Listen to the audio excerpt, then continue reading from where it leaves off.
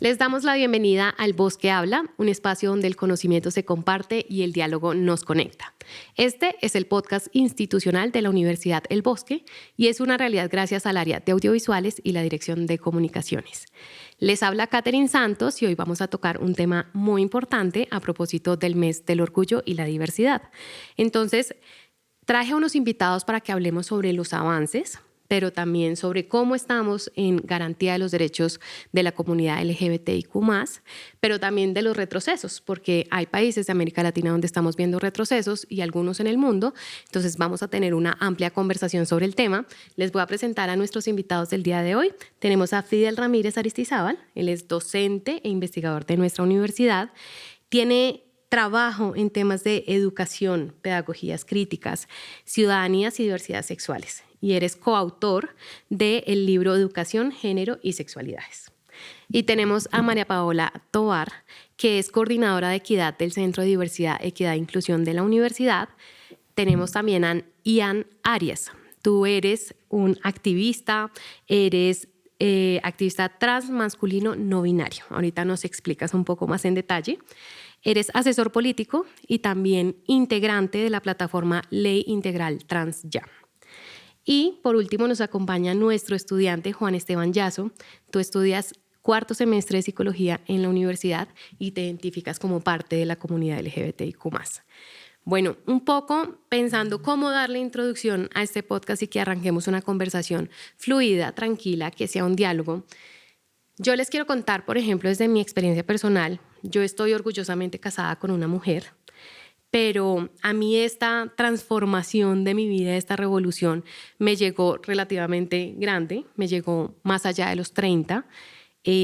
Cuando conocí a Ana, mi esposa, que ha sido lo más lindo que me ha pasado en la vida, yo ya era una mujer independiente, ya era una mujer con autonomía económica, pero he pensado mucho qué hubiese pasado si a mí toda esta revolución me hubiera pasado a los 15 años. Seguramente había sido un camino un poco silencioso, doloroso, quizás habría sido un poco más difícil con mi familia. Y pues este espacio es para que cada uno pueda contar desde su tranquilidad, desde la seguridad, lo que quieran de su vida personal, pero también de su vida profesional, de su formación, porque han decidido trabajar en temas de diversidad, de equidad, que los ha movido y que los tiene constantemente haciendo esfuerzos para garantizar los derechos desde cada uno de los espacios que ocupan. Entonces, empecemos.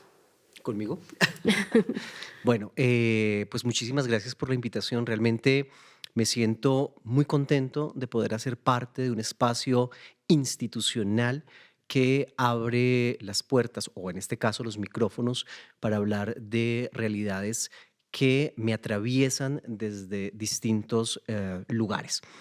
Mi nombre es Fidel Mauricio, como ya me presentabas, soy docente, investigador, pero antes que esa figura o esa categoría, yo tengo 3 lugares de enunciación que me parecen muy importantes, al menos desde mi experiencia. Yo me identifico como un católico marica feminista. ¿Y por qué esos 3 lugares de enunciación? Porque creo que para muchos son contradictorios, Claro. pero se vuelven una síntesis en mí mismo. Y lo religioso me atraviesa existencialmente, pero también mi orientación sexual, que en mi caso no tuve la oportunidad de descubrirla tanto como tenerla que asumir cuando fue otra persona quien dice cuál es mi orientación. Yo nací en un municipio caldense en la década de los 80, cuando estos asuntos eran todavía un tabú y sabía que algo estaba ocurriendo conmigo, pero no tenía claras esas categorías de orientación sexual, identidad de género, y fue hasta que un sacerdote en mi confesión para la primera comunión me dijo, es que usted es homosexual. Y ese día fue Yeah. alguien que toma la determinación de generar una categoría sobre mí y eso me ha marcado. Y ha marcado también mi activismo, porque además de un académico, yo pienso o me enuncio desde un lugar del activismo y toda mi vida desde esa salida del closet he querido también construir espacios seguros contribuí en los procesos de fundación de Stonewall Javeriano, que fue el primer grupo de diversidad sexual de la Universidad Javeriana, que también, digamos, hace parte de esos primeros grupos que surgen en el 2007. Previos ya habían otros, pero digamos para nosotros fue bastante interesante, junto con el Círculo Rosa de la Javeriana y otros movimientos también muy importantes. Y he construido mi activismo desde la academia en pro especialmente de los niños, niñas y jóvenes con orientaciones sexuales e identidades de género diversas. De hecho, mis investigaciones han buscado construir ambientes seguros para que estos niños y niñas no tengan que luchar como me tocó luchar a mí. Alguien me dice, ¿por qué el activismo? Y digo, porque vale la pena trabajar para que otros puedan Ujú. vivir sin necesidad de sentir el miedo. Bueno, yo soy María Paola, soy, como me presentaba Catherine, la coordinadora de equidad del Centro de Diversidad, Equidad e Inclusión de la universidad. El centro es un espacio muy importante para mí porque siento que nos permite reafirmar institucionalmente lo importante que es reconocerse como uno es y buscar solucionar los diferentes conflictos que surgen alrededor del no poder aceptarlo o de intentar utilizar el poder como una figura de opresión para negar la existencia de los demás. Entonces, desde que se fundó junto a Mariana, quien ya estaba acá en el podcast, hemos intentado fortalecer este espacio como un lugar de afirmación, de identidad, de reconocimiento y también de justicia. Y acompañamiento, Ujú. tan importante en un espacio como una universidad. Exacto. Entonces, además de ser un espacio de visibilidad, me ha permitido también ejercer mi profesión, mis profesiones como abogada, como trabajadora social, como activista. Yo soy una mujer bisexual, queer, y creo que también como Catherine fui un poco más como en un encuentro un poco tardío y para mí ha sido muy interesante estudiar como la sexualidad de las mujeres en el marco de educaciones católicas, conservadoras. Yo estudié en un colegio de solo niñas, donde era muy penalizado, digamos, me acuerdo que hubo expulsiones de niñas por su orientación sexual y era muy secreto, como no, nadie nos contaba, simplemente un día llegábamos y ya no estaban y estaba prohibido hablar del tema. Entonces siempre fue como una experiencia de mucho miedo y, y veo mucha represión alrededor de esa sexualidad femenina en la que yo me crié. Entonces ha sido un proceso de muchísima liberación, y, pero también como de mucho orgullo y de mucha comunidad, de las personas que han estado alrededor mío y de encontrarme, identificarme en lo sexual, en lo afectivo y de poder acompañar a otras personas desde estos lugares. Entonces, pues esa Ujú. soy yo. Muy bello. Yo, por ejemplo, todavía no me siento encasillada en un espacio porque es una pregunta que ha surgido recurrentemente, porque claro, mis amigos, mi familia es como, entonces ¿usted ahora qué es? Y yo como, no sé, lo estoy descubriendo, amo a esta mujer en específico, no sé si a muchas mujeres más podría amar en el camino, no sé si podría volver a los hombres, pero a veces también está un poco eso, entonces, ¿qué eres? Entonces, ¿dónde estás encasillado? Como tú viviste la experiencia que alguien te puso una etiqueta y ahí fue como, ok, ¿qué está pasando? ¿Cómo fue esa experiencia desde tu activismo y tu experiencia de vida? Bueno, pues mi nombre es Ian Arias. Yo soy parte de la plataforma La Integral Trans, como ya lo anunciaste. Y bueno, decías que soy una persona transmasculina no binaria y ahí hay pues toda una historia muy, muy larga que pues quisiera más bien como traer algunas reflexiones en torno a ello que me parecen relevantes y es, creo que pues hay algo absolutamente humano que es la diversidad. Y creo que parte de la conversación que vamos a tener es cómo hoy en el mundo hay procesos que pretenden negar, hacer negacionismo de una característica profundamente humana, que claro que a través de procesos culturales e históricos construimos categorías para darles un nombre, para darles un lugar y que están pues también trazadas por relaciones de poder, jerarquías y muchas formas en las que nos hemos relacionado, en las que unos y unas y unos más que todo tienen poder y ejercen opresión, ¿no? Pero claro que entonces, teniendo eso en cuenta, que las categorías son las que están cultural y históricamente disponibles, pues esa es una muy actual que se ha ido consolidando, configurando en nuestro contexto y que puede hablar un poco de lo que cómo yo me he ido construyendo, aunque no sienta que realmente refleja totalmente lo que, digamos, la manera en la que yo podría realmente expresarlo, ¿no? Como por ejemplo el hecho de que lo no binario para mí es empezando porque cuestiona, digamos, los polos opuestos y excluyentes de la masculinidad y la feminidad, por un lado, pero que también creo que en esa gama amplia y tan inmensa que puede existir, pues sabemos experiencias radicalmente distintas, que es difícil meterlas en una misma bolsa. Digamos, no es lo mismo las experiencias que podemos tener quienes nacimos siendo asignadas mujeres al nacer y en el proceso cuestionamos nuestra asignación inicial a la categoría mujer. La experiencia que tiene que ver con lo que se desprende de una realidad corporal en la cultura, ¿cierto? Que una persona que fue asignada masculino al nacer. Pero también muy distinto lo que puede experimentar una persona que igualmente asignada al nacer como yo, no ha vivido un proceso de terapia de reemplazo hormonal como yo lo he vivido. Llevo 6 años haciendo terapia de reemplazo hormonal y hoy me veo de esta manera. Paso por una persona cisgénero. Eso es muy distinto a lo que puede experimentar una mujer trans que, a pesar de que incluso pueda hacer una terapia de reemplazo hormonal, es evidentemente y explícitamente y visiblemente trans en el espacio público.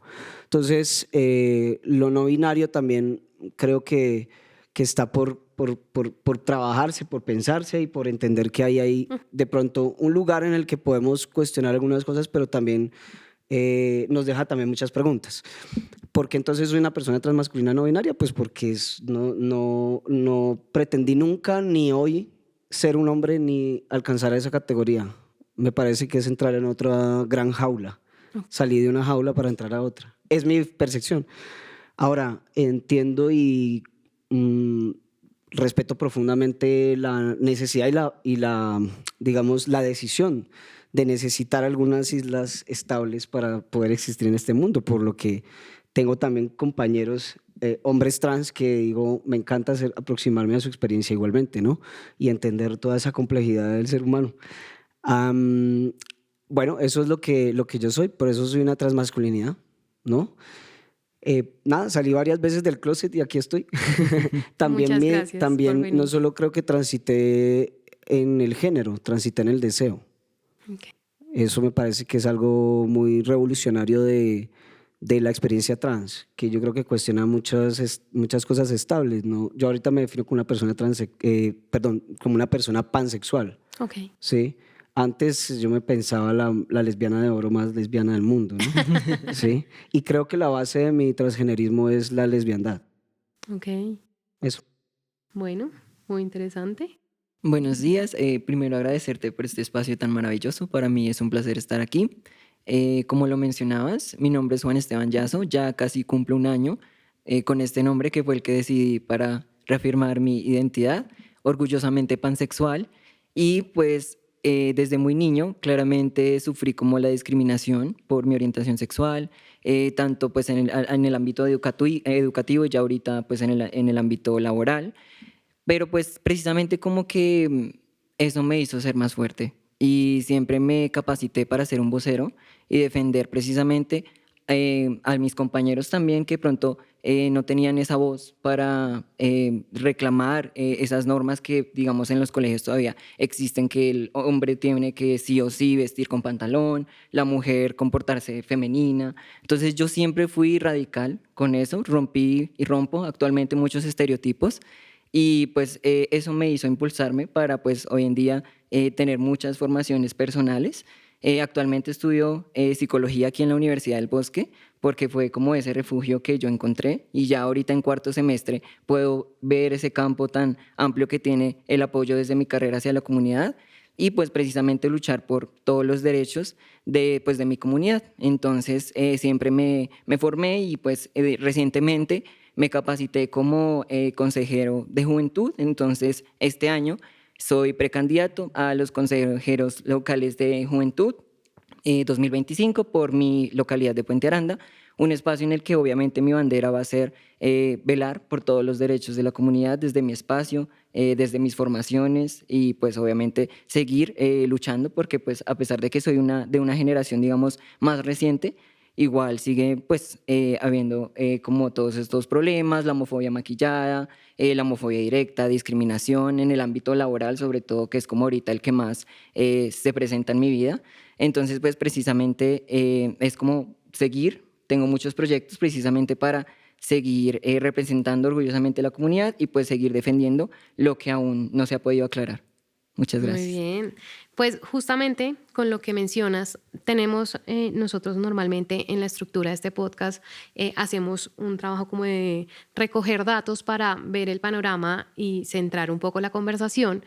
Y estábamos viendo de ejemplos de distintos países, especialmente pues hay un movimiento más hacia la corriente conservadora nuevamente, y esto ha representado que en países como, no sé, Estados Unidos, pues lo vemos muy claro con Donald Trump, un poco que ya es una persecución a la comunidad LGBTIQ+, y además de negar derechos que ya se habían adquirido y de negar también pues unos derechos básicos como tratamientos de afirmación de género. Vivimos en el caso de El Salvador, el gobierno eliminó la Dirección de Diversidad Sexual. En Argentina se han recortado los presupuestos. Acá en el país estamos dando unos debates en este momento, y justamente por eso Ian es un gran invitado en esta mesa, sobre la ley integral trans ya. Y también hay un enfoque que se quiere incluir dentro de la reforma laboral en temas con enfoque de género. Aunque se están dando estos pasos, pero pues sabemos que en el Congreso las discusiones toman tiempo, y también ahí se tejen muchos discursos de odio, mucha desinformación y mucha negación y exclusión de este tipo de diversidades. ¿Cómo están leyendo ustedes ese panorama que nos habla sobre nuestras democracias, sobre esos límites que se quieren poner a la garantía de derechos, y algunos que incluso hoy no existen y han tomado mucho tiempo en adquirirse? Entonces, Ian, ¿qué nos quieres compartir tú estando en un escenario como el Congreso? ¿Cómo lo vives como activista? ¿Cómo es tu lucha? ¿Cómo es tu trabajo constante? ¿Y qué panorama ves en este momento? Bueno, pues antes que nada decir que iniciamos este año con pues fuertes golpes a nivel internacional. O sea, lo que tú dices, digamos que Trump empieza su gobierno de manera explícita y clara atacando a las personas trans en Estados Unidos. Una de las banderas principales, junto con la lucha contra las y les migrantes en Estados Unidos, es el nuevo chivo expiatorio a nivel internacional que se llama las personas trans y la transexualización de las y les menores de edad. Uh-huh. Y esto ha tenido repercusiones no solo desde este año, sino de años atrás en Colombia, porque estas banderas de una nueva derecha internacional que además tiende al autoritarismo fundamentalista, pues ya tienen ecos en sectores de la derecha también confesional fundamentalista, porque también las personas trans y diversas tenemos cercanía a lo espiritual o a las confesiones, ¿cierto? Y pues ya lo ha dicho también el compañero, digamos, hacemos parte de comunidades de fe o de comunidades religiosas, pero hay sectores que han hecho eco a este tipo de banderas y han empezado a trabajar en iniciativas legislativas para avanzar en las mismas restricciones que han avanzado muchos ya estados en Estados Unidos, y hoy Trump, digamos, con medidas a nivel federal. Entonces, ¿cómo lo hemos vivido? Pues llevamos aproximadamente 2 años construyendo una fuerte red de aliados y de personas trans y de familias, madres y padres de niñas y niños y adolescentes trans, para hacerle la resistencia a varios proyectos de ley que han presentado estos sectores para restringir el acceso, por ejemplo, a servicios de salud de afirmación de género de menores de edad. Pero esto nos ha generado, digamos, unos desarrollos y un crecimiento brutal. O sea, yo quiero decir también que no todo es el golpe moral y la avanzada de estas propuestas, sino que también vemos el fortalecimiento de estas redes de cuidado, de comprensión, de conocimiento y una decisión que no habíamos tomado antes porque teníamos mucho miedo y era salir definitivamente al espacio público y político, hablar de infancias y adolescencias trans y de cómo las familias diversas existen y de cómo estos cuidados deben empezar desde siempre, desde que empiezan las niñas a manifestar su diferencia para que tengan entornos seguros para explorar, no para presionar, no para que tengan que volverse una cosa o la otra, sino para que puedan justamente disfrutar de lo que es la diversidad y la complejidad humana. Entonces, pues ya llevamos 2 años. Yo quiero decirles que esta es la segunda vez que vamos a hundir el proyecto de ley de Colombia Justa y Libres y de los sectores más conservadores y más reaccionarios de este país. El proyecto de ley 001 del 2024, casi estuvimos a punto de que lo aprobaran en la Comisión Séptima de Senado el año pasado, y dadas las circunstancias de que hay mensaje de urgencia por la mini reforma laboral de los liberales y otras cosas que están pasando en esa comisión, no se va a poder terminar de discutir, y eso fue gracias a la resistencia de las madres y padres de niñas, niños y niñas y adolescentes trans. Y quiero hacer una mención especial a FIGHT, que es una organización que nació en esta resistencia. Bueno, y pues ahorita con el proyecto de ley integral trans, que fue una decisión del movimiento social trans en este país. La plataforma recoge la mayor cantidad de organizaciones, sino que todas, del país, de personas trans y no binarias, que al menos están organizadas, ¿cierto? Y a pesar de que incluso hubo sectores dentro del mismo sector LGBT y político aliado que nos sugirieron no radicar el proyecto de ley en su momento, porque es que no hay que hablar de las cosas trans, porque las cosas trans van a hacer que todo entre en fuego. Y pues sí, está entrando en fuego sin que nosotros hablemos de nosotros. Entonces, ¿qué hacemos? Pues hay que hablar. Decidimos radicarlo y pues ya vamos a cumplir 1 año. Si no se termina de aprobar antes del 20 de junio, que es la próxima semana, viernes, se hunde, pero estamos totalmente convencidos, convencidas y convencidas de que hemos ganado demasiado. O sea, en este momento aprobamos ya 23 artículos, 4 fueron eliminados el día de ayer y luego les cuento un poquito más de eso. Nos quedan 23 artículos porque son justamente 50 artículos en la ponencia positiva. Tenemos la mayoría, hay dificultades por toda la coyuntura del país para mantener el quórum, pero tenemos cómo hacerlo. Esperamos que la próxima semana, más tardar, tengamos el resto del debate y que probemos título y pregunta al final. Ya hemos tenido la participación de sectores liberales, Partido de la U, Verdes, Centro, Nuevo Liberalismo, Dignidad, Pacto Histórico, incluso opiniones favorables de sectores de Cambio Radical y otros y otras que por sus dinámicas de bancada y partido pues es difícil que apoyen, pues digamos, mucho más decididamente, pero que consideramos que estamos haciendo un trabajo de esto, de pedagogizar sobre asuntos que parece que da mucho miedo hablar, pero hay que hablar. Bueno, y Juan Esteban y María Paola y Fidel, con este contexto que nos da Ian, ustedes también cómo lo ven desde un plano más personal y acá dentro de la universidad, justamente en esas discusiones, en esos avances que se han tenido y también tareas que quedan todavía por trabajar y por sacar adelante. ¿Cómo es su experiencia? Bueno, yo considero desde mi posición como joven que la lucha más grande que hemos tenido pues la comunidad ha sido contra el tradicionalismo. Todo el tema pues del giro conservador pues siempre ha implantado como sus normas, como lo mencionaba Ian. Siento que obviamente tenemos que meterle más la ficha a la pedagogía sobre la comunidad. Usualmente ese giro conservador es precisamente por desinformación, más allá de si es color, o sea, cuestiones de partidos, etcétera. Es más como que no se puede generar un diálogo. Eso, digamos que nos alarma y nos pone como alerta sobre nuestras democracias, que pues podemos en cierta forma verlas como frágiles, porque pues si no se, digamos, tanto que avanzamos, hemos avanzado en generaciones, en décadas con los derechos, como lo mencionaba Ian, toda esa lucha que viene trascendiendo, pues obviamente también todo ese tema del giro conservador se consolida y tiene un poder en el que quieren como de pronto limitar esos derechos que hemos venido adquiriendo con lucha. Entonces, obviamente, digamos que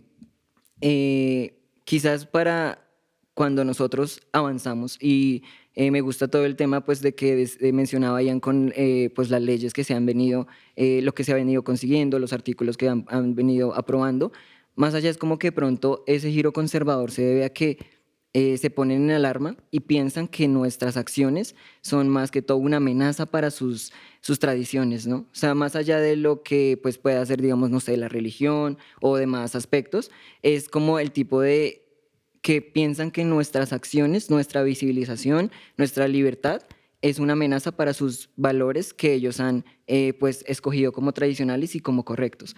Entonces, pues obviamente eso reúne un montón de aspectos en donde claramente no podemos dejar que se limite la garantía de nuestros derechos, tenemos que seguir luchando, tenemos que seguir poniendo nuestras opiniones, nuestras opciones y pues al fin y al cabo ojalá conseguir el diálogo que siempre es tan difícil precisamente por ese autoritarismo que mencionaba Ian de pues ya precisamente conservar valores tradicionales que quieren de pronto también volverlos a mantener hoy en día pues en nuestra actualidad.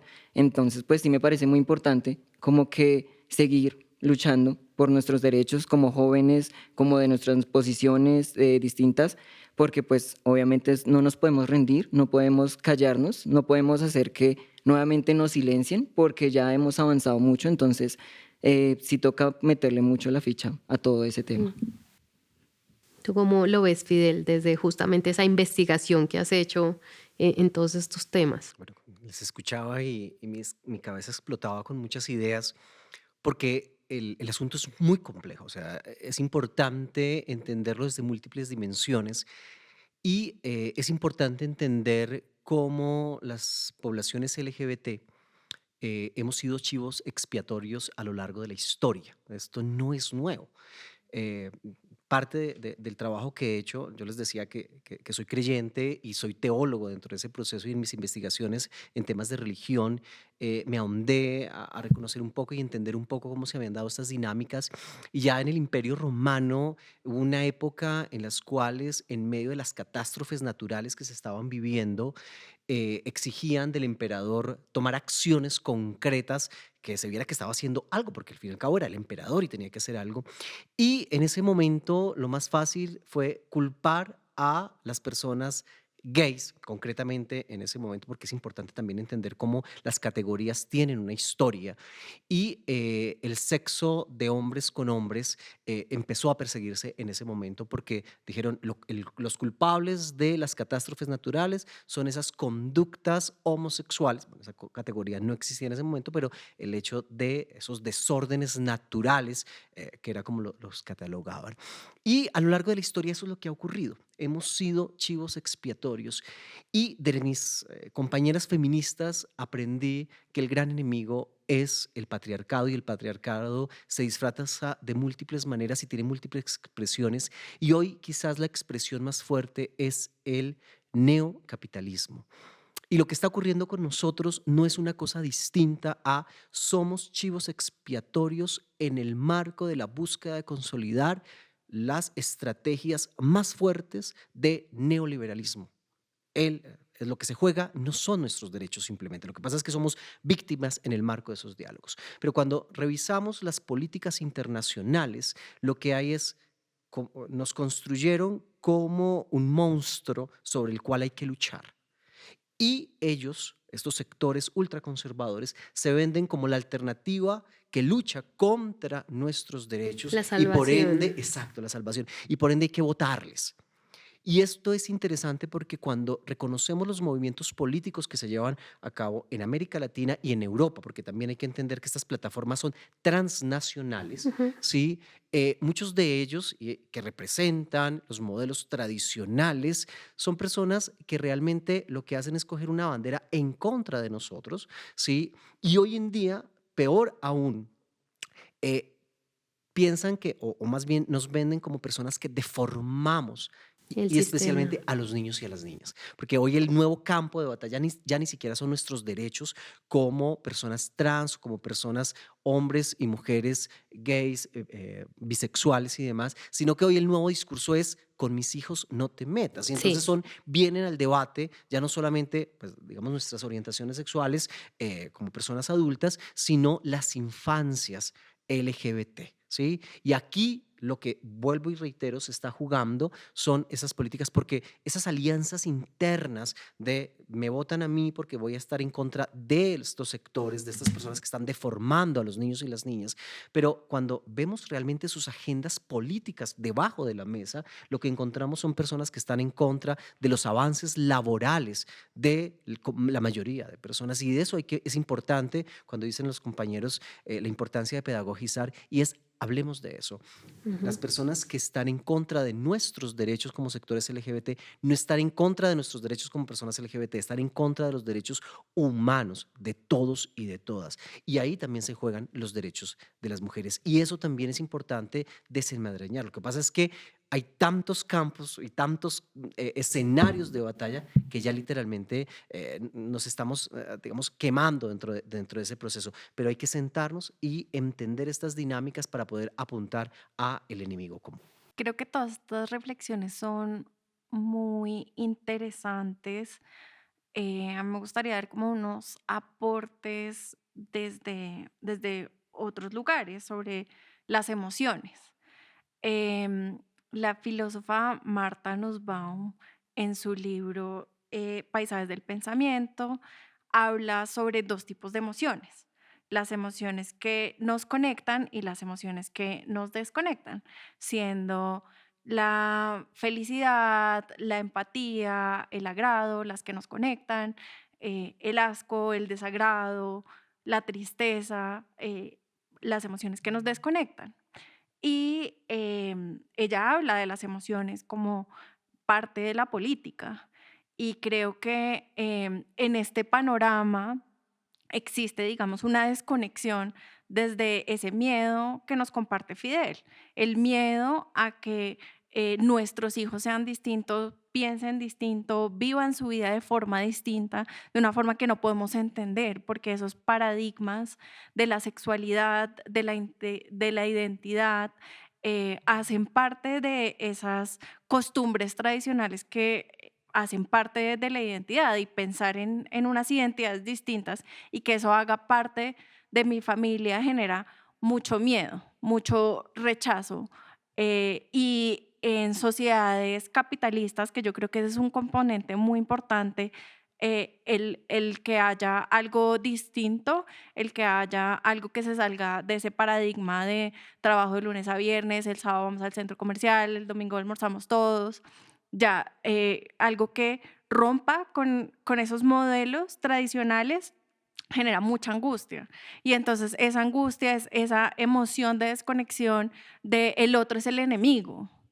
Y creo que ahí está, digamos, ese punto que genera tanta desconexión y que también hace que para uno sea tan extraño la otredad de no poder aceptar o de entender esa diversidad en las orientaciones, en las identidades, y entender también como esas contribuciones que se han hecho desde la academia para normalizar, como esto no es patológico, no es una enfermedad, es simplemente diversidad, es ser distinto, y siempre ha existido, hace parte de nuestro genoma, de nuestro genoma, es multicausal, tiene componentes sociales, componentes biológicos muy, muy complejos, pero para las personas es muy difícil desatarse de esa biología tradicional, que también es una construcción social, patriarcal, y que nos han explicado tanto desde la academia, pero para muchas personas,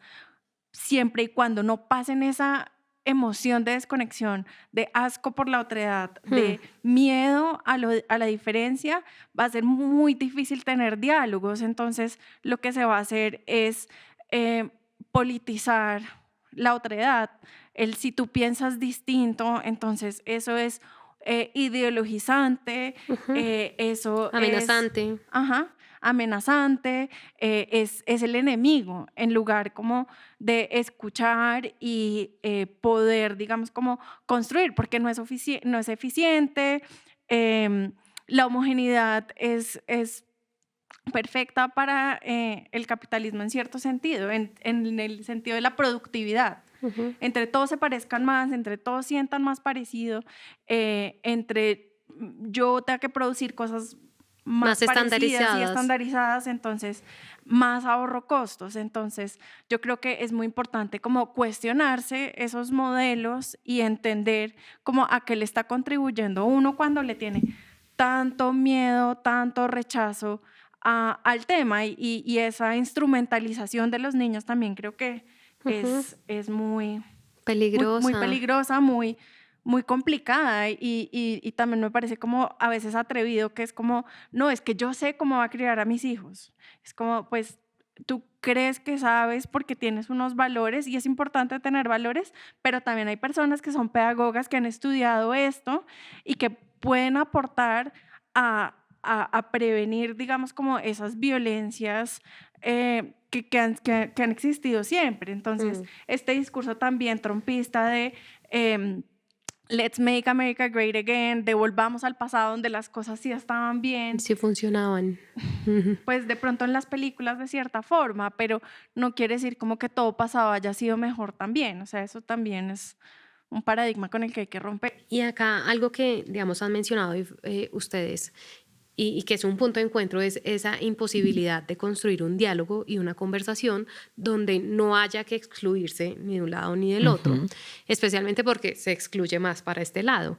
Y también porque, por ejemplo, esa exclusión y esa no conversación pues contribuye también a violencias y contribuye, teníamos acá un dato de Caribe Afirmativo, que cada 53 horas en el país muere una persona de la comunidad LGBTIQ+, y se presume que está asociado a su orientación sexual o a su identidad de género.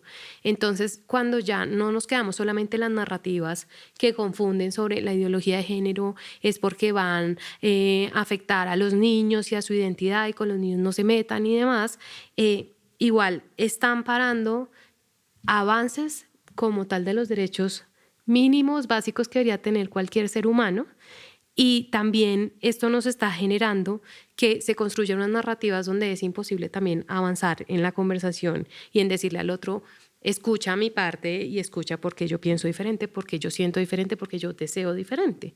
Entonces, en ese marco de lo que se está intentando adelantar en el Congreso, y sabemos que el papel lo resiste todo, en caso de que logremos avanzar y sacar adelante, por ejemplo, la ley integral trans, cómo hacer que no se quede en el papel y que eso se transforme en algo estructural, que de verdad avancemos sin negarnos, sin rechazarnos, sin seguirnos violentando, sin seguirnos asesinando, porque es lo que pasa y tenemos casos muy recientes, como el de Sara en Bello, Antioquia, que fue dolorosísimo.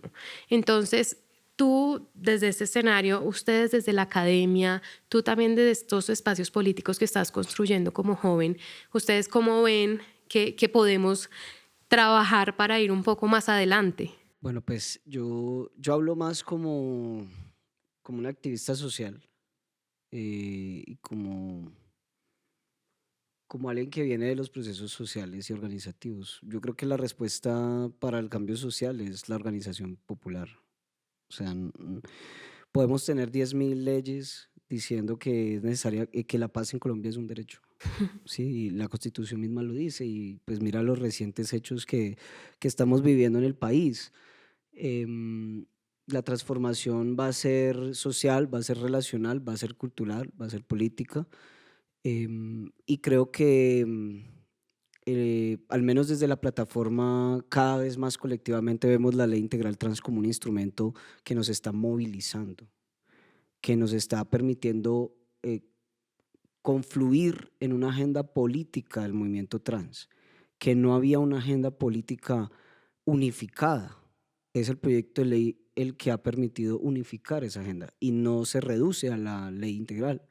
Hemos estado haciendo, no se imaginan la cantidad de reuniones que hemos hecho con entidades públicas del Estado, con, con ministerios, con funcionarios, funcionarias, con UTLs, con equipos de trabajo de congresistas, con congresistas de todo tipo.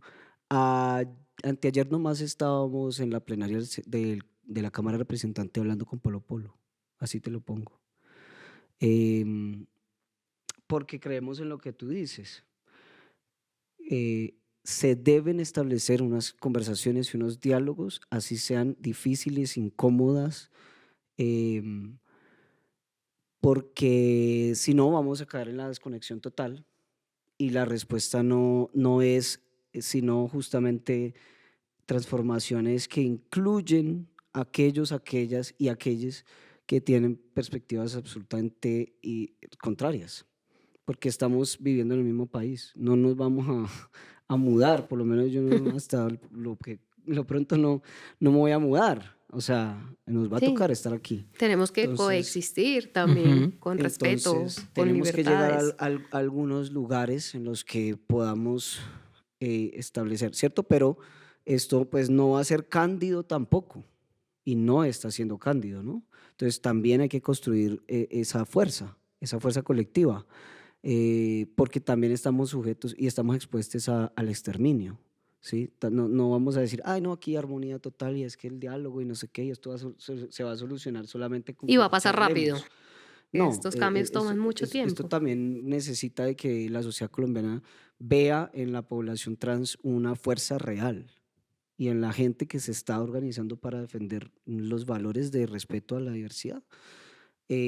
Entonces, eso me parece que por un lado, o sea, para mí la respuesta es eso. Entonces, tenemos una agenda de incidencia sobre el Estado y el gobierno, tenemos una agenda de impulsar legislativamente asuntos, pero también tenemos una agenda de construir espacios de articulación, de fortalecimiento organizativo, de cuidado mutuo, de entender los distintos temas que tenemos internos, porque aquí tenemos un proyecto con perspectiva interseccional.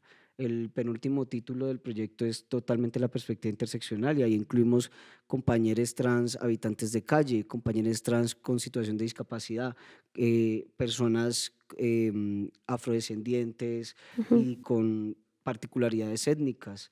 Incluimos pues diversos tipos de interseccionalidad y muchas veces desconocemos internamente todas esas particularidades y esas distintas situaciones de opresión. Entonces hemos tenido que crecer también internamente. Entonces, y lo que también decías tú, y es estableciendo unas redes de cooperación con otros movimientos sociales y sectores que están siendo amenazados y amenazadas. Entonces, con el movimiento feminista, con procesos estudiantiles, con procesos de comunidades de fe. ¿Sí? Entonces, para mí es eso, para mí esa es la respuesta. Y pues también me parece importante retomar un par de cosas que me parecen claves y es, hay asuntos que están absolutamente desactualizados, no solamente en el sentido común de la sociedad colombiana, sino en los programas curriculares de las instituciones educativas en este país. O sea, siguen enseñando lo que es el sexo biológico que está definido desde 50 años para atrás. ¿Sí? Cuando los últimos 30 años de desarrollo de investigación científica nos están demostrando cómo el sexo es una categoría multivariada, que es súper compleja, ¿sí? Como tú lo estás diciendo, ¿sí? Entonces nos toca hacer pedagogía hasta sobre ese tipo de asuntos y nuestra propia comunidad tiene que volverse experta en eso, También. porque lo que tenemos en esas iniciativas son iniciativas anticientíficas, aunque se quieran decir que son ciencia, porque es que están observando y determinando a través de los genitales de las personas. Eso no es el sexo incluye, claro que sí, una variable genital, pero no es la única, ¿cierto? Entonces creo que ahí pues también es otro aprendizaje que es para el conjunto de la sociedad colombiana. Y desde la academia justamente, que esto es un papel que tendría que ir desde la academia, los medios de comunicación, las mismas familias, que a veces no es tan fácil tener estas conversaciones como tú lo decías y se vuelve incómodo. A mí todavía hay cosas que me cuesta hacer y decir con mi familia, aunque ha sido, digamos, como... No sé cuál es la palabra más correcta, pero han entendido y han respetado mis decisiones de vida, pero aún así siguen todavía temas que uno dice, no sé si esto todavía tocarlo o no, qué tan acostumbrados están, donde yo no me puedo sentir vulnerado y esas conversaciones son importantes, pero desde la experiencia de la academia con otros pares, tú que has visto en el país sobre estudios en esta materia, sobre conversaciones, especialmente cuando hablas, por ejemplo, en la Javeriana, que es una universidad pues que está un poco más regida por la religión, por los jesuitas, ¿cómo ha sido abrir esos espacios también desde la academia?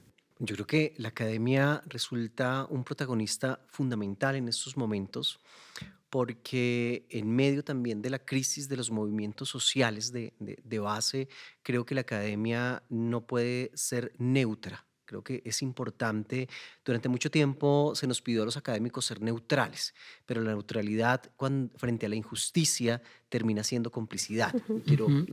dejar claro eso. Creo que a nivel académico hemos avanzado mucho en comprensiones. Yo creo que gran parte del problema es cómo llevar eso a las bases. Y pasa lo mismo con el derecho. Y es, pusimos demasiadas esperanzas en el desarrollo político y normativo. Y durante mucho tiempo los movimientos tratamos de volver política y ley, ¿cierto?, nuestros derechos, Ujú. y es fundamental porque es un marco también de garantía. Sin embargo, esto no transforma realmente las bases. Y es allí donde debemos aprender de la educación popular de la década de los 60, de los 70, donde debemos volver a esas bases porque esas bases son las que transforman. Personalmente, porque la academia es tan amplia, puedo hablar desde el escenario de lo educativo. Creo que es un asunto urgente formar a los maestros y maestras que están directamente en el aula con los niños y con las niñas, ¿sí? Son ellos también cuando realmente entienden las dimensiones de esos asuntos que hemos discutido en la academia o que se han discutido en el marco legislativo, cuando se vuelven en garantes de derechos. ¿Sí? Y creo que es allí donde lo logramos transformar. Cuando yo desarrollé mi tesis doctoral, una de las grandes preocupaciones era, bueno, ¿y qué desarrollar en temas por ejemplo, inclusión educativa de estudiantes sexualmente diversos, que era el tema que me apasionaba en ese momento y que me sigue apasionando? Y cuando empiezo a delimitar el problema me doy cuenta, porque pensé que hacían falta leyes, y entonces empecé a descubrir que se habían desarrollado leyes muy importantes, y de hecho la misma Corte Constitucional con la sentencia Sergio Urrego dejó un marco de revisión de todos los avances que se habían tenido, estupendo. Pero el gran problema es que los maestros y maestras no contábamos con herramientas para, por ejemplo, lograr democratizar la sexualidad y la formación en la ciudadanía sexual. Es una categoría que es súper interesante, que está declarada digamos, en distintos escenarios, pero que a nosotros no nos había llegado. Entonces, mi tesis doctoral fue pedagogizar eso que se había desarrollado Ujú. dentro de la ley. Y es muy difícil porque a los académicos como que se nos ha invitado a que entre más enredados seamos como que mucho mejor. Y es desaprender esos Claro. procesos. Yo creo que una de las grandes invitaciones en este momento de crisis, porque sí estamos en un momento crítico, pero la crisis no es algo malo, es un momento donde nosotros podemos tomar eso que está ocurriendo y descubrir hacia dónde queremos ir. Es un momento de cambio, Ujú. realmente Y de crisis, exacto, y de oportunidades. oportunidades. Y creo que puede ser para nosotros la oportunidad de dialogar entre todos y todas, entre estos movimientos. Que de hecho aquí hay otro asunto interesante y es hablamos de la comunidad LGBT y realmente al interior de la comunidad es una sombrilla donde nos metieron a todos, pero tenemos reivindicaciones muy distintas. Todas son importantísimas. Los y las compañeras trans tienen unas reivindicaciones muy importantes que no son mis reivindicaciones como hombre gay, ¿cierto? O incluso dentro de estas mismas perspectivas, las reivindicaciones de las personas bisexuales son distintas a los colectivos. Entonces también debemos dialogar en estos asuntos y debemos volver a las bases comunitarias. Yo creo que es un tema muy importante y la academia puede aportar dentro de Ujú. esos procesos de volver a las bases. ¿Por qué? Y con esto cierro, que me alargué, realmente vuelvo y reitero, la gente sigue defendiendo un modelo hegemónico que nos han vendido que se aleja de la realidad de todos. O sea, ese hombre, blanco, clase media, alta, con ciertas características, se aleja realmente a la realidad y a la cotidianidad de las personas, ¿sí? Y eso es importante que las personas entiendan. Lo que está ocurriendo hoy en contra de los derechos de los sectores LGBT no es en contra de un sector poblacional, es en contra de la humanidad, porque los derechos de las personas LGBT son derechos humanos y la vulneración de uno de ellos es la vulneración de todos los derechos como sociedad. Y además, si algo es este país, es diverso. En las regiones, desde lo urbano, lo rural, las realidades afro, indígenas, étnicas en general. Pero un tema que yo quería tocar acá, justamente que es algo que ha pasado recientemente en la universidad, es el Observatorio para el Éxito Estudiantil. Ahí, con el Centro DEI, se incluyeron unos ítems y unos valores a identificar, a analizar, para poder justamente hacer una mirada un poco más transversal de nuestros estudiantes, de nuestros egresados, de nuestros graduados. Y el Centro DEI participó ahí y ustedes acompañaron justamente para identificar dentro de nuestra propia comunidad cómo se identifica la gente. No solamente desde lo demográfico normal que se mide de qué localidad es, qué edad tiene, sino también desde la diversidad y desde cómo se representa. Ese ejercicio, ¿cómo ha sido? Y digamos, tú que estuviste acompañando, tú que, digamos, haces parte de la comunidad como estudiante y poder ser también, tener la oportunidad de decir, yo me identifico de esta manera, pues es una oportunidad y es un avance, ¿no? Bueno, creo que son dos temas. Creo que deberíamos seguir hablando de lo académico. Y tuvimos una situación con Juan Esteban, que me gustaría que él también compartiera de esos debates que se dan en lo académico. Pero primero quiero también tocar el tema de los indicadores, las variables de diversidad sexual e identidad de género, por qué son importantes. Y cuando empezamos esta conversación, tú nos diste las cifras de Caribe Afirmativo. Ellos hicieron un estudio muy juicioso sobre eh, las muertes que se han dado en Colombia de personas LGBTIQ+, este ha sido un ejercicio que se ha hecho sobre todo con la Fiscalía para identificar este tipo de crímenes que se han dado. Y su conclusión también ha sido, lo que no se nombra no existe. Entonces, esa es la importancia de incluir ese tipo de variables. Y claro, es una información que es muy sensible y por eso es muy importante siempre incluir como no quiero responder esta pregunta, pero darle la posibilidad a las personas de que se identifiquen, yo creo que es una forma de honrar esa diferencia. Es más, cuando empezamos a aplicar estas variables, porque esto ha sido un trabajo que hemos tratado de implementar por 4 años, hubo un chico trans que se sintió muy ofendido y dijo, yo tengo derecho a no responder esto porque me están preguntando esto es de mi intimidad.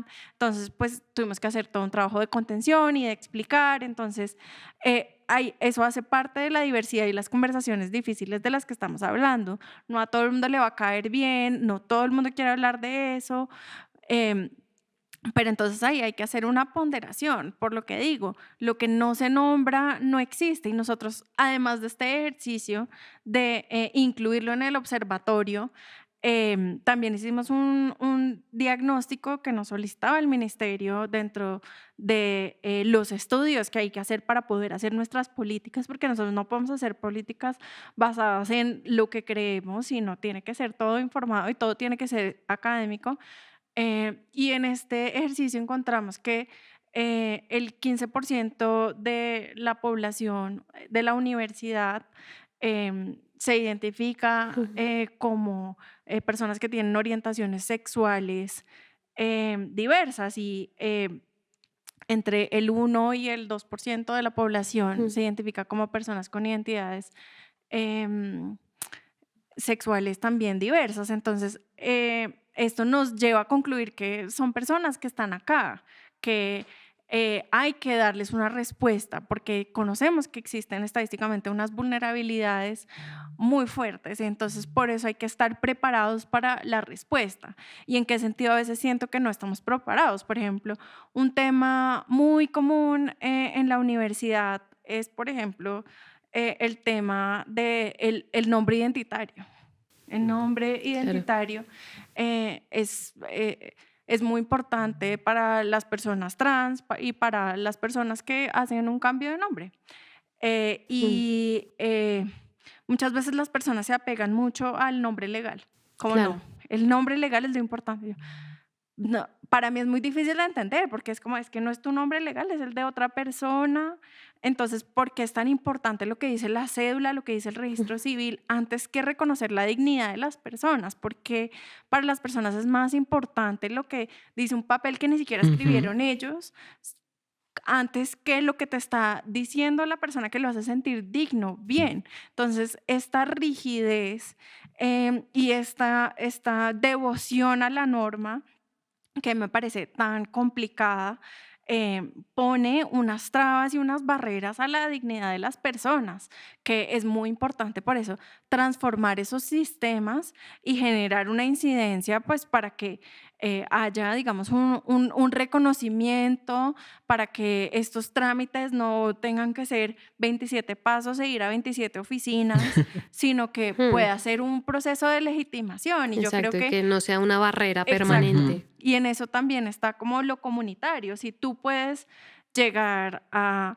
el salón y que haya un reconocimiento de tu comunidad y que eso sea lo primero antes que los 27 pasos para hacer la transformación, yo creo que ahí está también como ese impacto y esa importancia de tener en cuenta como el reconocimiento y la transformación cultural y las conversaciones difíciles también.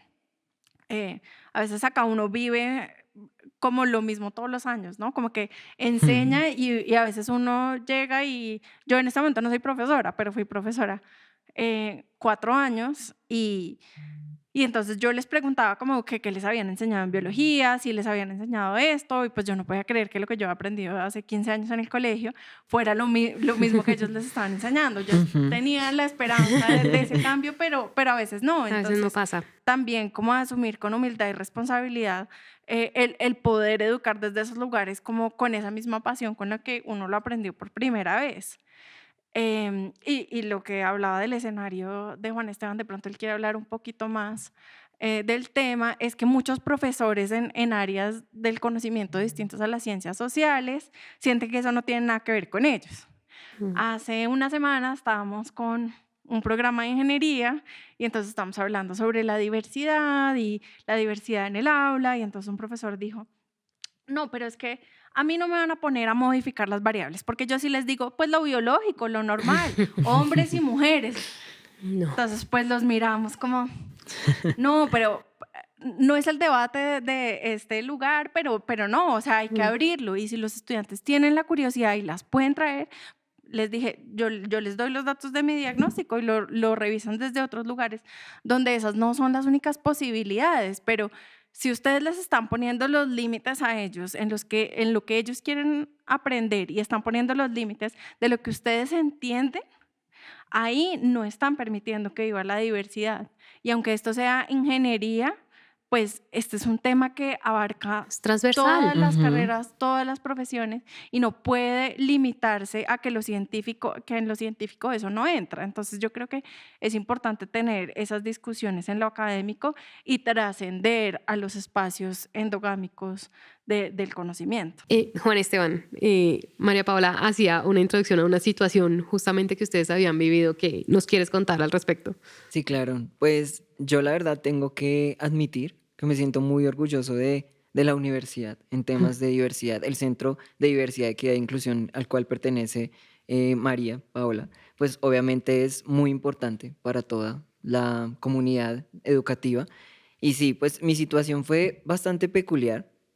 Como lo mencioné en mi presentación, obviamente, a pesar de que hemos avanzado en temas pues de diversidad, todavía está como incluso plantado. Yo tengo, digamos, quizás una filosofía de que incluso la homofobia se enseña, porque yo no siento que nosotros, digamos, partiendo del tema biológico, nazcamos con la idea de como evitar lo diferente, ¿no? Y quería retomar lo que decías sobre el tema de las emociones. Al fin y al cabo, el asco moral es una emoción moral que tenemos y pues obviamente esa función adaptativa de proteger nuestros valores no debe chocarse con también abrir espacios a las novedades. Y era lo que decía precisamente María, que obviamente nosotros tenemos que ver cómo podemos modificar en la enseñanza, que es muy importante. Una de mis banderas también es la educación. Le apuesto muchos es que si nosotros nos educáramos más y diferente y actualizáramos todo el tema del currículum, como lo decía Ian, pues obviamente desde la educación infantil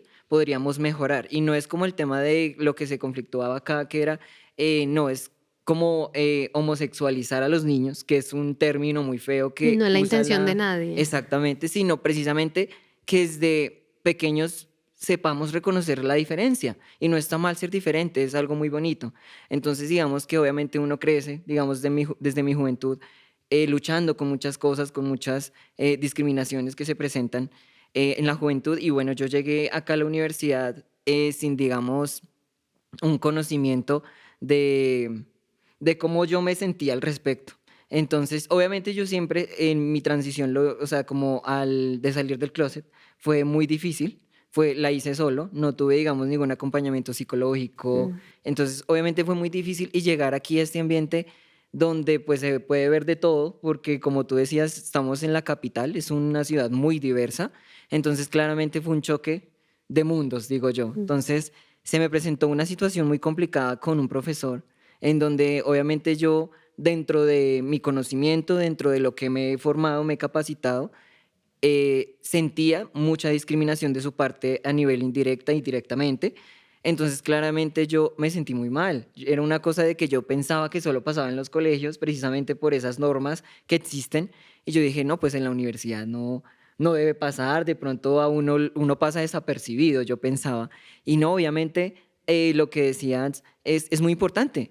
Hay profesores que también tienen su tradicionalismo en sus ideologías y también pues en esa ejecución de su cátedra implantan precisamente a sus estudiantes como qué es lo correcto, qué es lo biológico, qué es lo que supuestamente según la ciencia es lo que debería ser. Entonces obviamente empieza como ese conflicto a decir como yo soy diverso y me merezco el respeto. Entonces obviamente esto también es un espacio para agradecer por la universidad, por el Centro DEI que me ha ayudado, sobre todo tú, que me has acompañado en todo este proceso difícil que fue reconocer que estaba siendo víctima de discriminación y cómo yo podía cambiar primero pues mi pensamiento también, cómo podría yo entender mis emociones. Acá en la universidad fue la primera vez que adquirí pues ese acompañamiento psicológico y es muy lindo para que precisamente pudiera proyectarlo a los demás. Entonces, obviamente, eso es muy importante, capacitarse, informarse, porque siento que más que todo la homofobia viene precisamente de esa desinformación, de no actualizarse en la educación y pues precisamente impartir como ideales que no son los justos, porque tenemos que respetar pues las diferencias y no es cuestión como de lo que venimos hablando de nosotros queremos modificar tu pensamiento. Si tu pensamiento te ha servido, digamos, tus ideologías conservadoras te han servido en tu familia, te han servido en tu entorno, síguelos implantando en tu entorno, pero también abre el espacio para los demás y obviamente que no tenga que ver con, digamos, las nuevas generaciones. Es saber lo que decíamos, saber educar a nuestros hijos, por lo que mencionaba al principio. Tengo que admitir que incluso muchas familias viví rodeado de un ambiente en donde se me enseñaba, muy, pues, entre comillas, a ser homofóbico. Entonces, obviamente eso, si uno crece desde casa, pues, con ese pensamiento, ya viene un choque más cultural en donde, claro, nosotros no nos aceptamos a nosotros mismos y es donde venía el caso de pronto, hoy en día es muy difícil para una persona diversa aceptar que es diversa o que le pregunten sobre su diversidad. Resulta incómodo precisamente porque nunca de pronto nos dieron No se ese ha espacio. naturalizado en Exactamente. sus espacios, en sus Entonces, pues entornos. sí, es un agradecimiento al Centro DEI y pues de que obviamente seguir con estas estrategias pues novedosas, pues la innovación y la creatividad, apostarle a una nueva generación de pues cambios en la educación sobre esos temas diversos. Y justamente me das el espacio para plantear la pregunta de cierre. Esta conversación ha sido muy interesante, pero obviamente el tiempo se nos ha extendido demasiado. Y es justamente qué es lo inaplazable que ustedes consideran desde cada uno de sus espacios para garantizar a las próximas generaciones que no pasen, como mencionaba Fidel al inicio, hagan estos tránsitos de formas tan dolorosas, de formas tan solitarias, que tú lo viviste y eres una persona muy joven y la conversación ya lleva un buen tiempo sobre lo público? ¿Qué debemos hacer y qué es importante seguir trabajando para que las próximas generaciones no solo tengan la garantía de sus derechos, sino que también sea más fácil y más sencillo hablar del tema, habitar los espacios y poder ser la persona que quiera ser? Entonces, Fidel, si quieres. Yo creo que más que una pregunta de cierre, realmente creo que es una pregunta que nos abre Ok. posibilidades, porque no puede quedarse esto aquí. Y estoy convencido que es fundamental, es inaplazable que entendamos que somos herederos de unos derechos humanos que no fueron dados de la nada, sino que son el resultado de unas conquistas y de unas luchas. Y como herederos también somos responsables de entregar esos derechos a las generaciones que vienen. Porque tristemente siento que muchas, como hemos disfrutado muchos de estos derechos, no sabemos lo que han costado De y lo que acuerdo. representa mantenerlos.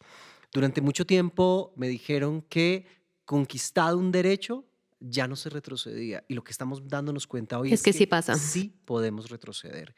Y en ese orden de ideas, creo que haciéndonos responsables, corresponsables en estos asuntos, vamos a lograr seguir avanzando y dificultando los retornos a un pasado que realmente no es tan bueno como nos han querido vender. O sea, creo que es importante que volvamos nuestra mirada a la historia. Creo que es fundamental que se entienda el origen de todas estas Ujú. luchas. Las luchas de las mujeres, del feminismo, son luchas centrales por el derecho a ser y existir y habitar espacios. Hoy nos parece absurdo, pero es preocupante que nos quieran devolver a otros escenarios, que las mujeres las quieran devolver a los escenarios de lo privado, la maternidad Ujú. obligatoria. Y realmente hacia esos lugares no podemos retroceder. Y además retrocede cualquier ataque contra los derechos, no importa que no sea algo que me atraviese a mí, es un ataque contra mí, porque es un ataque contra los derechos humanos. El tema de la racialización, el tema de la clase, es un tema que me atraviesa, que nos atraviesa a todos y todas por igual. Pau.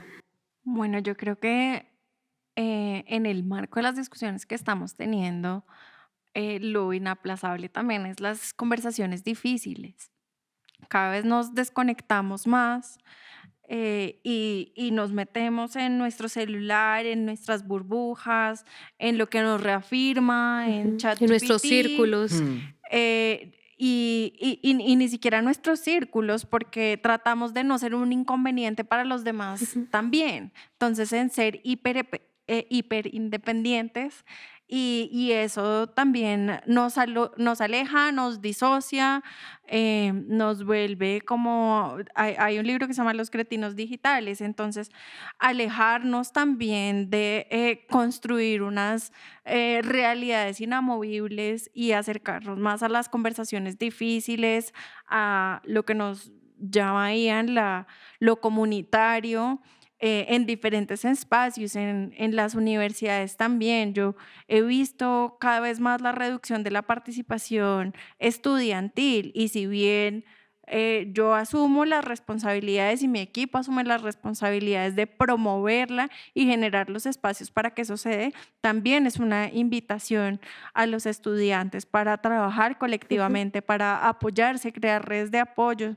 y, y a buscar espacios de resolución de conflicto y metodologías, y creo que esas son como mis dos invitaciones, y creo que es lo inaplazable: las conversaciones difíciles y la organización comunitaria. Gracias, Ian.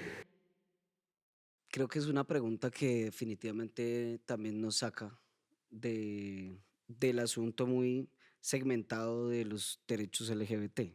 Ok. Porque, bueno, tú me preguntas, ¿y qué hacemos para que las nuevas generaciones puedan crecer siendo aceptadas? Entonces yo diría, primero que todo, debemos reconocer que la crisis del capitalismo nos ha llevado a una crisis civilizatoria. Ok. O sea, no estamos ya solamente, eh, mejor dicho, estamos hablando de que la negación, por ejemplo, de la diversidad humana y de cómo esto constituye en derechos humanos, está al mismo nivel de la negación del cambio climático. Claro. Trump representa claramente esto, ¿no? Ujú. No quiero decir que el capitalismo no pueda tomar formas benevolentes con los asuntos LGBT, también lo creo. No más veamos el caso de Israel. Pero la avanzada genocida de Israel sobre Palestina también es digamos, una muestra histórica de la crisis de humanidad y civilizatoria que tenemos y de cómo los derechos LGBT pueden ser instrumentalizados por un imperialismo capitalista devastador, ¿cierto? Yo creo que lo inaplazable para el movimiento LGBT y para LGBTIQ+, y para el movimiento trans y para las personas que estamos luchando por ser aceptadas también, es tener un pensamiento profundamente crítico que realmente abarque todas estas variables, porque la salvación definitivamente no va a ser que me acepten solamente, sino que estamos hablando de la escasez de agua y de otras cosas que van a afectar a esas nuevas generaciones a la vuelta de 30 años. O sea, es así de simple.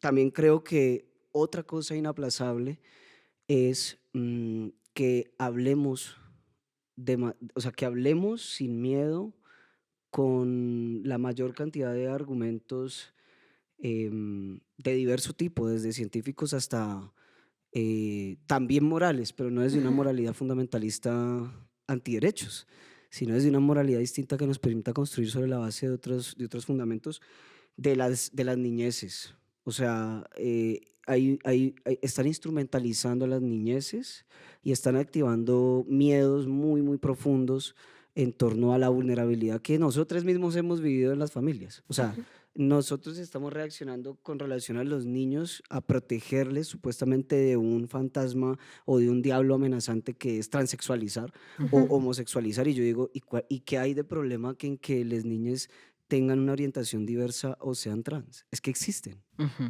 Es que existen. Nos quieren meter en la encrucijada de que no queremos. No, es que Claro. existen. Entonces eso está mal per se. Creo que es urgente que hablemos de los temas más difíciles para que impidamos que sigan ganando espacio y ganándose el sentido común de la mayoría de la sociedad colombiana y del mundo, ¿no? Eso es urgente. Gracias. Sí, Juan yo quiero Esteban. retomar mucho, pues lo que han dicho todos. Esto fue un espacio muy enriquecedor y siento yo que como lo venimos planeando, sí, obviamente una cosa inaplazable debe ser la educación. Siento que eso es muy importante porque como lo decía Ian, si desde niños como que no se informa, más allá de, pues, los malos conceptos usados de homosexualizar los niños, transexualizar los niños, cambiarle esos valores y principios tradicionales, es simplemente darle las informaciones que necesitan. Y más que todo, quiero rescatar mi carrera, que fue de hecho la razón por la que escogí estudiar psicología, y es acompañarlos. O sea, es muy difícil o sea, construir generaciones sin acompañamiento. O sea, si bien podemos hacerlo independientemente, como yo lo hice, pues tengo que admitir que fui yo solo, qué lindo sería que la generación que sigue a la mía y pues que todas las anteriores aporten para el futuro, acompañando en ese proceso que es muy difícil, porque pues nadie habla como de lo difícil que es para la persona homosexual ser homosexual, lo que vive diariamente, la discriminación. Entonces, obviamente se tiene que educar a todo mundo, o sea, independientemente de las edades, se tiene que educar de una forma correcta, o sea, dependiendo de precisamente en qué etapa se encuentra. Porque pues si yo no tengo ese acompañamiento psicológico en donde me van a explicar las cosas en esa pedagogía para pues yo tener esa información valiosa, pues no voy a poder salir adelante. También es romper estereotipos, romper muchos estigmas que nos tienen a nosotros y que incluso accidentalmente o quizás inconscientemente los aplicamos dentro de nuestra propia comunidad, que es, digamos, los roles de género. Eso no, pues, al fin y al cabo, desde la psicología sabemos que tenemos como género un constructo. O sea, es un constructo social que precisamente desde la antigüedad viene clasificando al ser humano, pero pues no es necesario. O sea, si yo me visto así, me veo así, es como yo quise marcar mi identidad, como yo me quise cambiar el nombre para presentarme a los demás, es porque yo quiero ser libre en la comunidad. Entonces, precisamente es invitar a todos los padres, a los estudiantes. Yo siento que la formación personal, la educación es un arma muy buena y es un arma muy pacífica. Y necesaria. Exactamente, para lograr todo lo que queremos conseguir y pues romper tantas cosas tradicionales que hoy en día ya no sirven porque es una realidad que está pues muy transformada, está deformada, podría decirse. Entonces obviamente es avanzar y no retroceder porque es muy riesgoso para nosotros que se nos limiten o que se nos quiten derechos que ya hemos venido adquiriendo y con luchas. Entonces precisamente es seguir luchando, o sea, a pesar de que nos silencien, digamos desde mi espacio tengo muchos proyectos a nivel pues comunitario que siento que es muy importante trabajar con todas las comunidades, trabajar socialmente, de pronto obviamente también desde lo educativo, influir y pues obviamente invitar a todas las universidades, a todas las academias independientemente de sus posturas, pues que la diversidad existe, que no es un problema, o sea, en realidad el tradicionalismo fue el que vio en la comunidad como un problema social, es más como tenemos que resolver esas situaciones que están, pues, si bien transformando a la comunidad en general, tenemos que ponerle cuidado y tenemos que hacer lo posible para entablar diálogos entre, pues, diferentes posturas que obviamente nos beneficien a todos y sobre todo, pues, que se respeten los derechos y, pues, se cumplan los deberes que cada ciudadano tiene aquí, pues, en el país. Bueno, muchas gracias por este espacio, una conversación muy pertinente, muy necesaria. Y pues este es un poco el propósito de este podcast, que hablemos de todos los temas, que escuchemos todas las voces, porque eso es importante. Y nada, los invitamos a que nos sigan en nuestras redes, en Spotify y en YouTube. Pueden ver todos los capítulos que hemos hecho hasta el momento, pueden dejarnos sus comentarios y justamente les queremos dejar a ustedes la pregunta sobre cómo defender los derechos LGBTIQ+, desde todos nuestros espacios, desde los personales, desde los familiares, desde los profesionales, desde los sociales en general. Pónganos sus comentarios, por favor, con mucho respeto. Este es un espacio que quiere aportar al diálogo, a la conversación y también al reconocimiento de la diversidad, que es justamente lo que nos trae hoy. Esto fue El Bosque Habla, un espacio donde el conocimiento se comparte y el diálogo nos conecta. Nos vemos en un futuro podcast. Chao, gracias.